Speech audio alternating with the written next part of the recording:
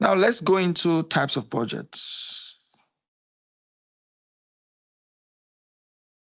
Because I'm sure you must have heard different types of budget: continuous budget, periodic budget, flexi, rolling budget, zero-based budget, and all of that. The way I'm going to explain it to you is to see that there are different ways of classifying budget. Yeah. So several ways, yeah, of classifying the budget, but based on the approach. So it's the approach that determines the type of the budget. Because I'm explaining this way such that you don't start mixing it up, and it's also going to make it easier for you to be able to explain these types of budget, because this part of the syllabus can be examined from the theoretical perspective. Explain advantages, disadvantages, objectives, benefits, those kind of questions. 3 marks, 4 marks, 5 marks. So you're able to get all your marks. Don't leave anything on the table. Don't drop any value on the table. Right. So I'm going to group them into 4 groups. Yeah. So let's say we have A, B, C, D.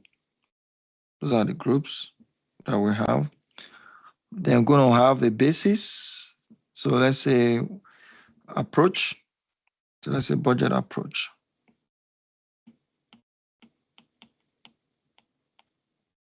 And the budget types.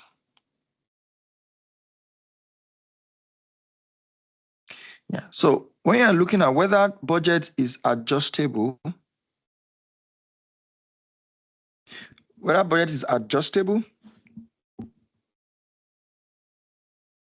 or not, then the type of budgeting that we are talking about is whether the budget is a fixed budget or is a flexible budget.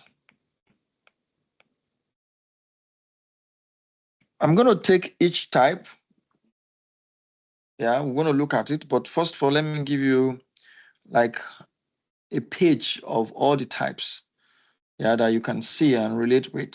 Even if it's a picture on your phone, you can see it, and you can use it to even revise to see, do I remember the difference? Because you can be asked to differentiate between any type, right?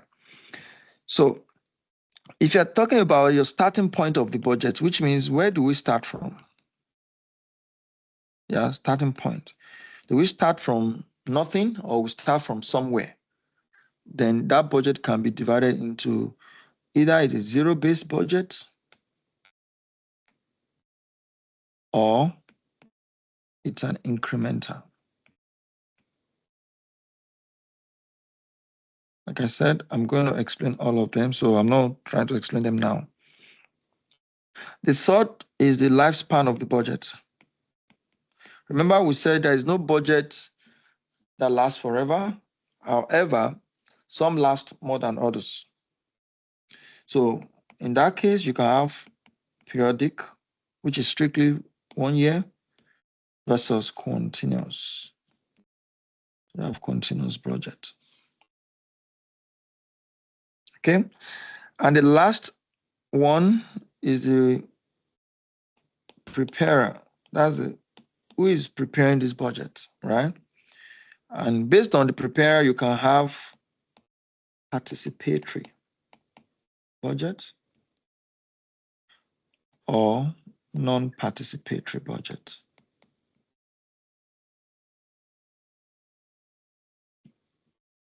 So you can see there are 8 types, actually, invariably.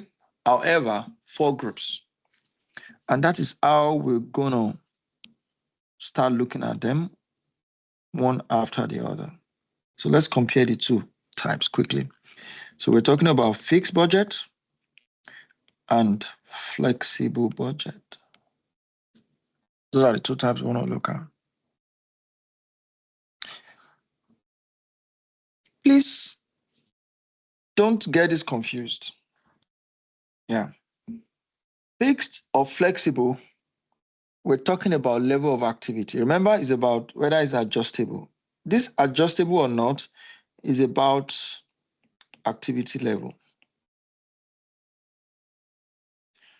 And when we talk about activity level, simply put, we're talking about how many units did we budget to sell?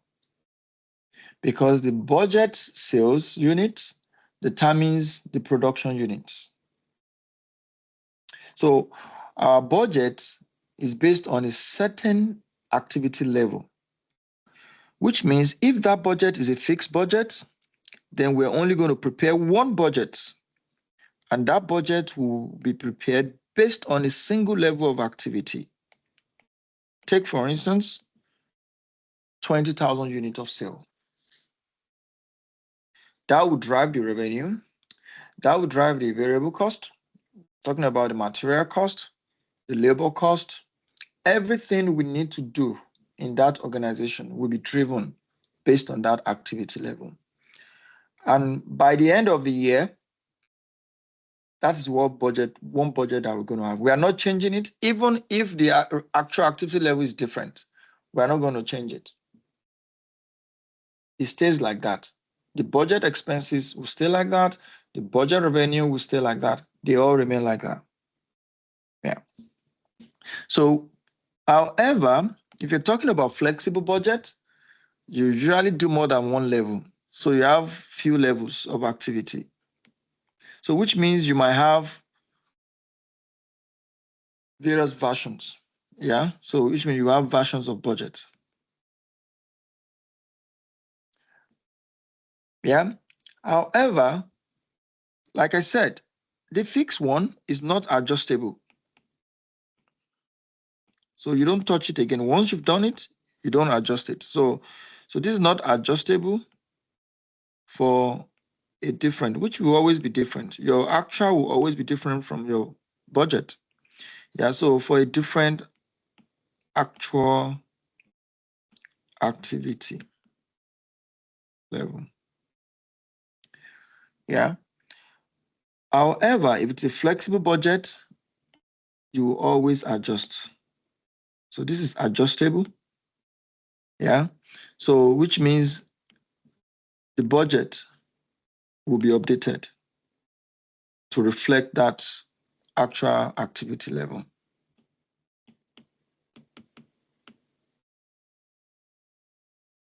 So budget will be updated to reflect the actual activity level.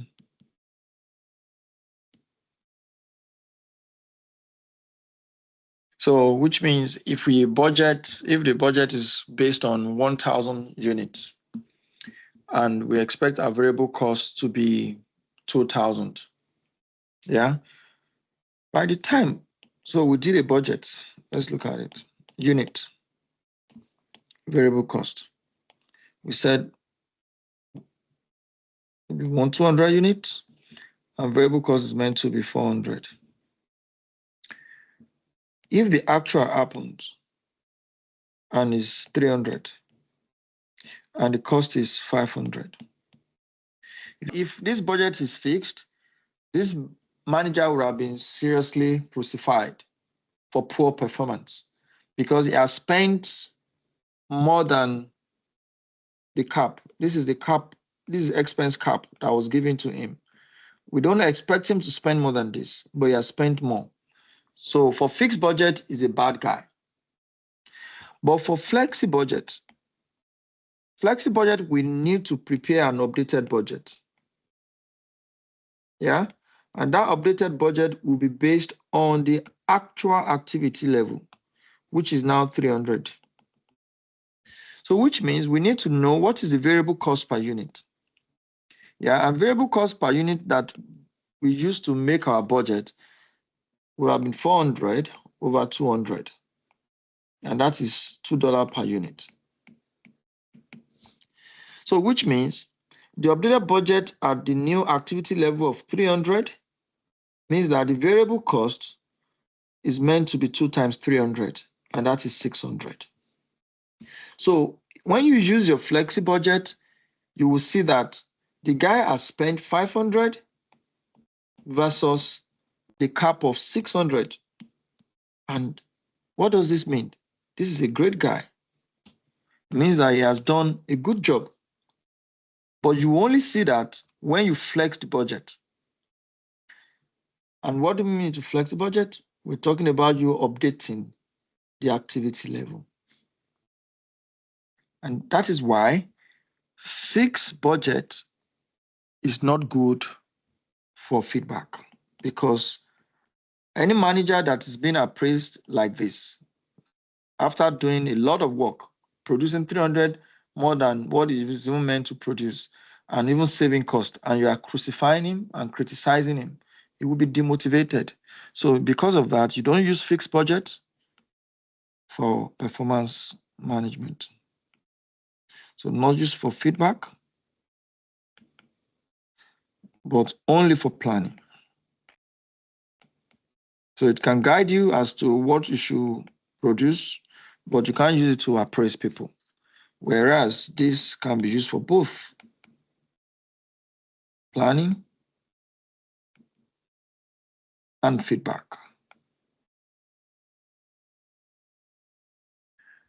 And that is one group dealt with.